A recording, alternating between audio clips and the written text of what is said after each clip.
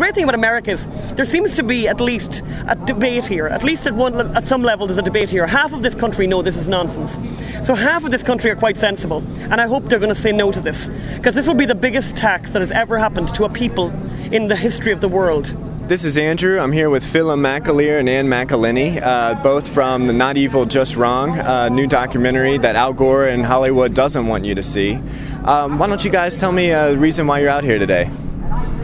Well, we're here in West Virginia basically to meet people who actually still know how energy works and still know what happens when you put on your light switch. Because I think a lot of people in America, certainly people who are pushing cap and trade, don't seem to realise that 50% of electricity in America comes from coal and 80% comes from fossil fuels. So you've got the like of Al Gore here saying we've got to get rid of fossil fuels within 10 years. Well, then the lights are going to go out, and people here know that, and we wanted to meet them and tell them about our documentary, Not Evil, Just Wrong.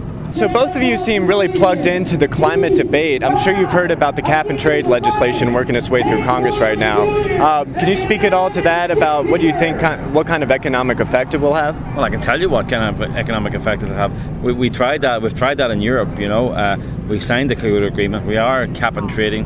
And somebody said to me earlier, what effect is it having on the working man? And I said, well, the fact is that the working man isn't working anymore. Spain has 18% unemployment and it's heading upwards. Ireland is 13% unemployment and it's heading upwards. It's had a disastrous effect. It's just chased jobs. Jobs chased from Europe to America. It's just taxing innovation and jobs out of the economy during one of the biggest recessions in living memory. Well, a lot of these decisions are being made by people. It won't affect them. Al Gore can put solar panels on his life, but ordinary people can't afford that.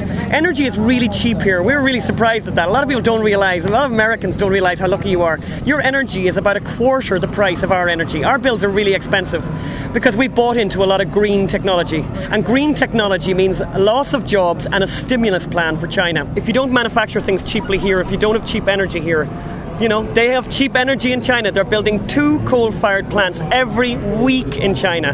They're not stopping production there. So it's just, you're just going to move the jobs. And I think one of the funny things about this global warming debate is it's not global warming. It's not really global warming that Al Gore is talking about. He's only talking about American warming. If it's global warming, then they should really be concerned. Then all their energy should be in China. Greenpeace should have their headquarters in China, and they don't. And I don't understand that. I don't understand why.